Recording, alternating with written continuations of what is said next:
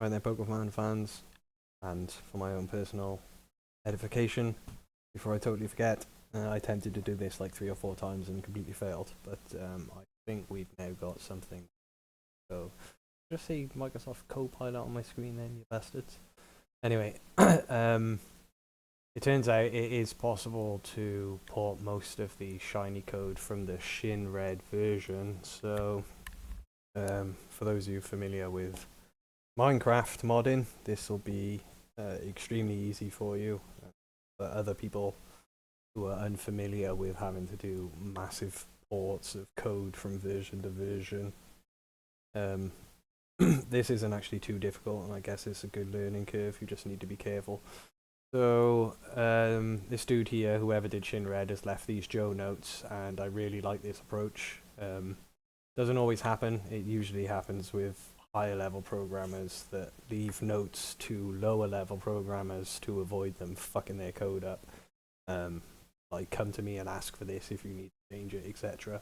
Now, I historically, for search purposes like Control and F search function, have always put just my name in it because it's short anyway. So this is pretty good. You can search for Joe notes, but obviously that's going to bombard you with every single note that's different from Shinred. Shinred is outdated compared to Pokemon Yellow. I'm not quite sure what it is in comparison to Pokemon Red, because I just started with Yellow and haven't even checked Red. So we need to update some of the functions and the function names. So for one of the examples here, there is this unused VRAM entry here, WRAM entry, sorry, which corresponds to unused D3666 in Shinred. So the easiest way to do that is to literally just, when you come across something that doesn't exist in here, you just search for it and find a relative position from one project to the next and port them over. I then searched for shiny, ported over all of the code, then went through the code to find out what I needed to change, for example stuff like this that doesn't exist in our project. I then cut down the code base because I don't like...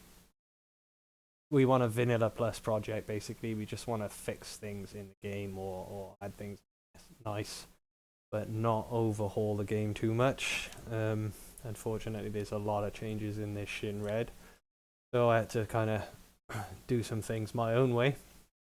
You also need to change call BA to far call. I have no idea why. I guess one just uses one and one just uses the other. I'm still yet to find a cheat sheet on Game Boy ASM or Pokemon ASM that explains everything.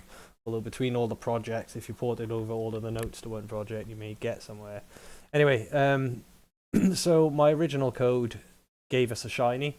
In fact, no, I won't bother showing them off, but I did manage to catch a perfect IV shiny Mewtwo the other day, which was pretty cool, even though our code was not required to do that.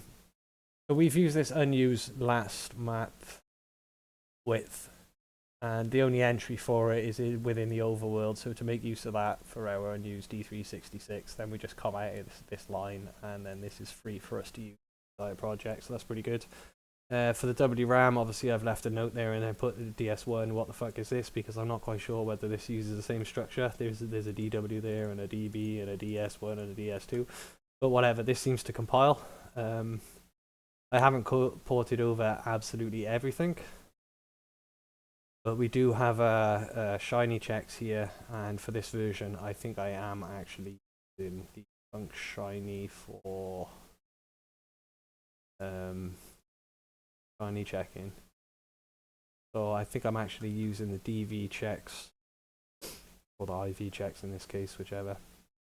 So look, must have been check much. Yeah, so I'm pretty much using the shiny check from Shinred.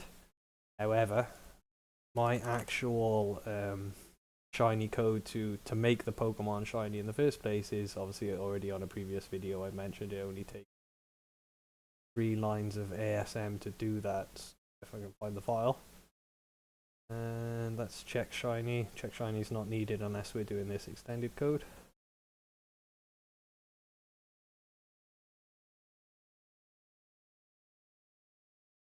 Ah, fuck it. Let's just go for everything we've changed. Right, WRAM, done. add that bit, use up this font loaded thing, okay, the original.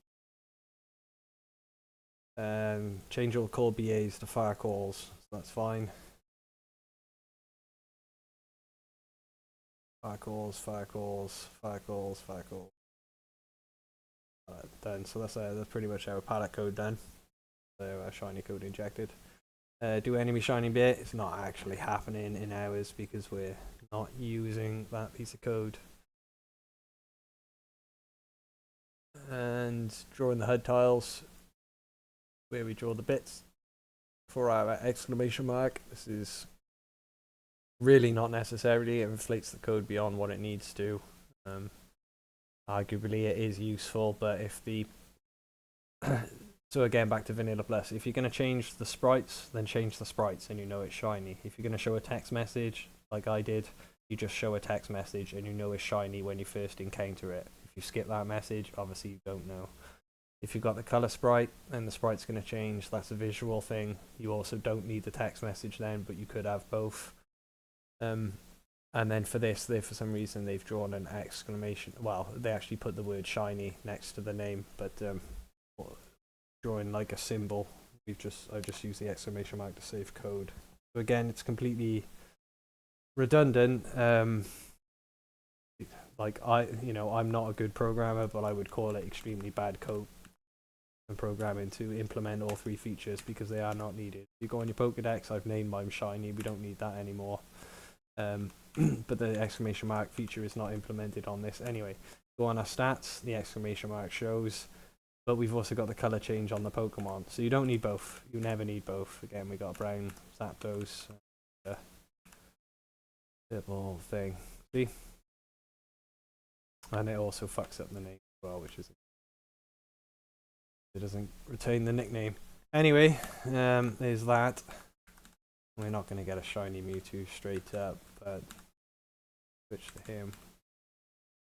Boom. See, so you get a shiny animation. Which actually runs really slow. You've got the palette change and you've got the exclamation mark. All three are not needed, but it looks like you can pull all three over, so that's done.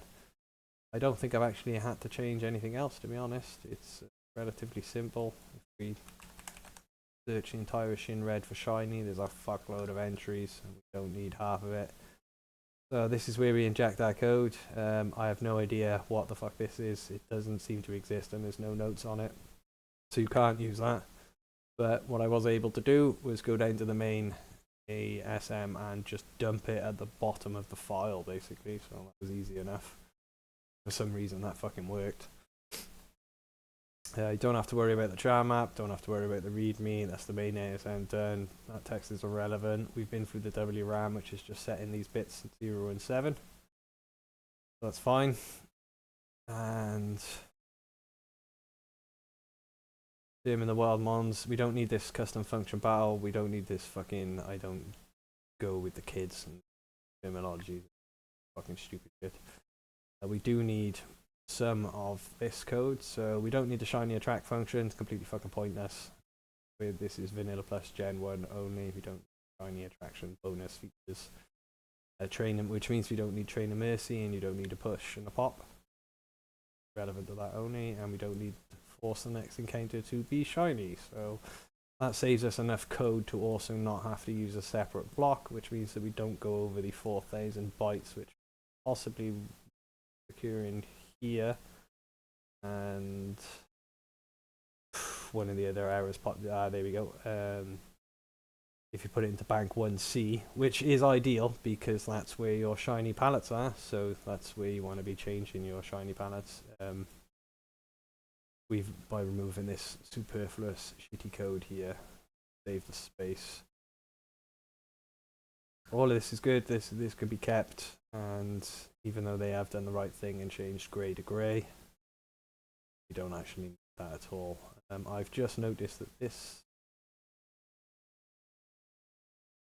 Check the coordinates on that or A1 because it should be like 0071 greens. Anyway, yeah, it's entirely possible. You've seen the results. Here it is. It's a boring ass video, but at least we no longer have to deal with the.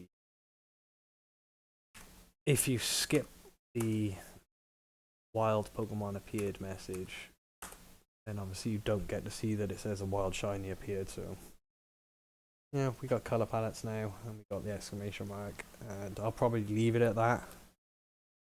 If I try and force remove or fix anything else, it's highly likely to completely and utterly fuck up.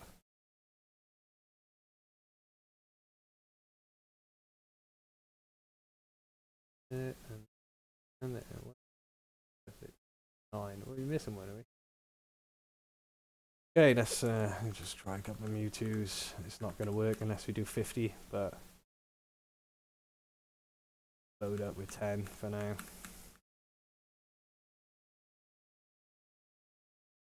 See if it actually works.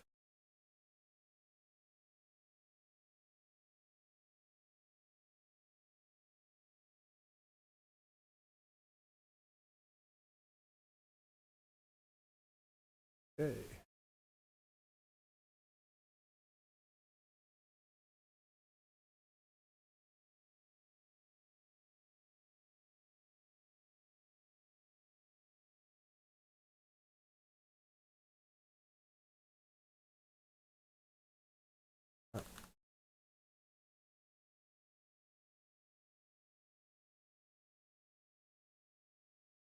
Well, I haven't seen any sprite changes, and I can't see the word shiny. Time.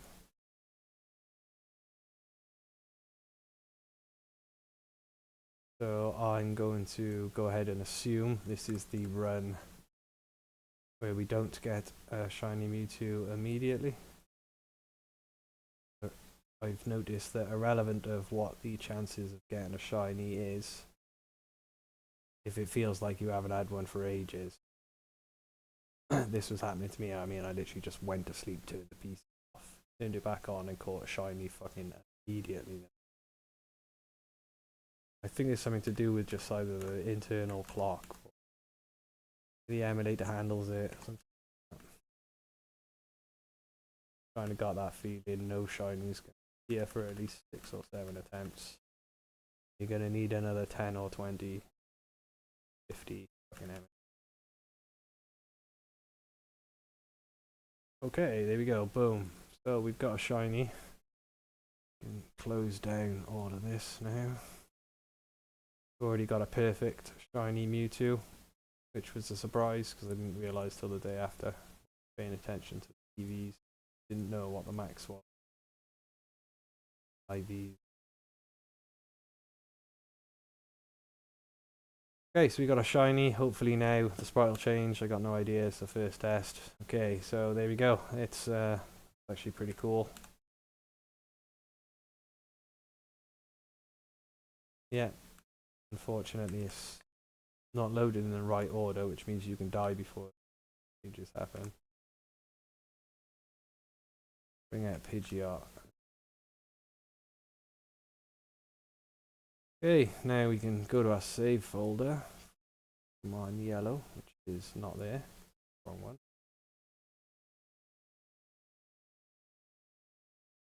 Go and save.